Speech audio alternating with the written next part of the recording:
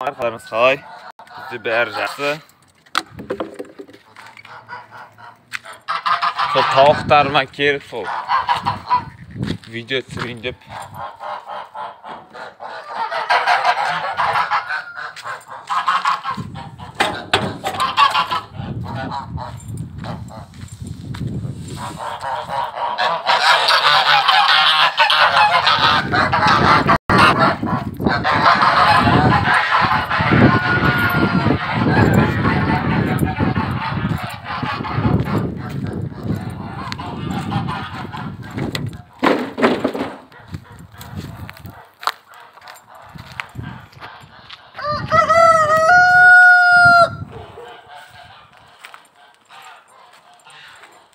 Video түсіре алмай қалдым енді. Кешіріңіздер. Енді түсіріп тұратын боламын.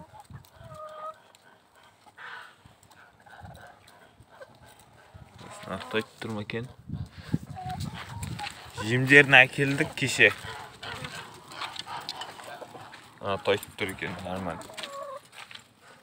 Түрлерінен ақ көрініп тұр, міне қараңыздар, жемдер бар екен. Кейбірі ұйықтап жатыр. Жемнің қабығы. Жем.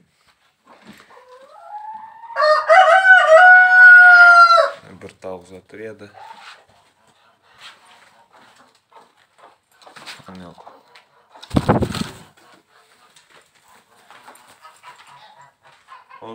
Осы кеше кішкентай тауық туған болатын, соны кеше түсірдім.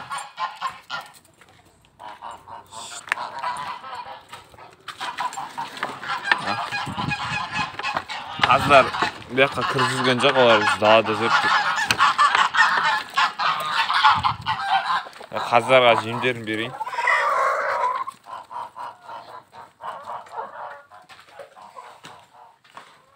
Қаздарға жемін беру керек.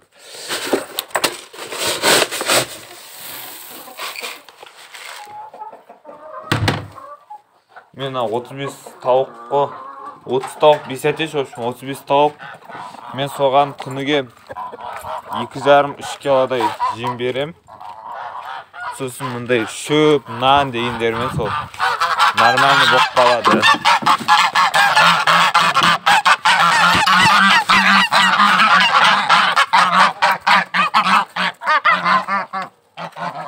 Дауысы жаман қаздың.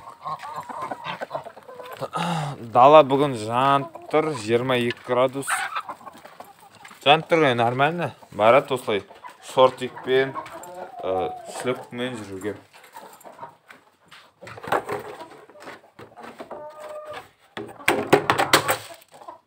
Осы достар. Өздеріңізде не жаңалық? Бізде осы.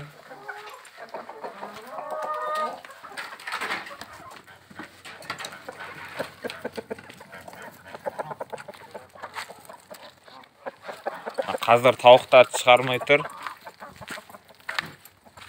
Тауықтар далаға шығарайын дедім.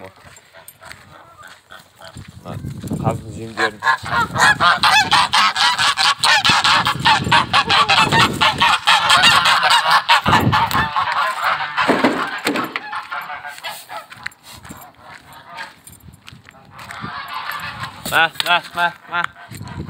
Қойын. Айтты ойлап атқан шығар, неге жемімізді алып кетті деп.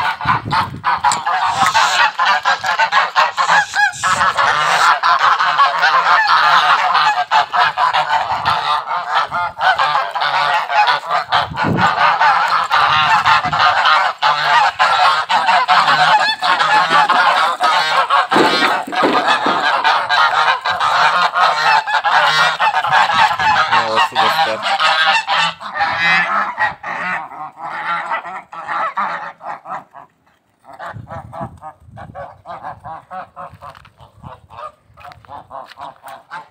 Осылай жүрген. Қазір тауықтар топыраққа түсетін шығар. Бүрге барлар топыраққа түсіп жүреді. Жемдері бар, сулары бар. Егер жемдеріңіз болмаса алдындағы видео Videoda көрсеткендей амалдап нан шөптерін беріп жем алғанша не істейсіздер ғой, бересіздер. Былай жем берген дұрыс. Жем бергенде тек жем емес, шөп, қияр болса қияр, шөп болса шөп, нан болса нан. Бәрін араласып береріңіздер, далаға шығарыңыздар, суы болсын.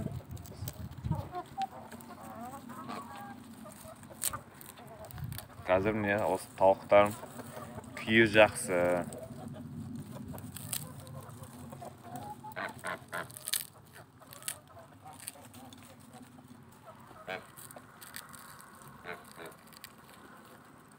Мен тауықтарым қыста да туды, 15-20 шақты. Декабрьде бастап туып жүрді ғой. Атешме бір нәрсе болған сияқты аяғына ақсындырып тұрған ені. Қызыл атеш.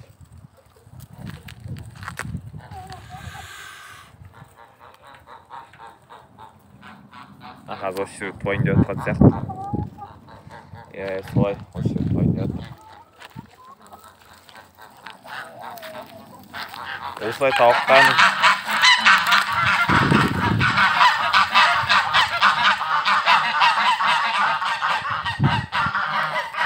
тауықтарын жайып тұрыңыздар, бақшаларыңыз болса.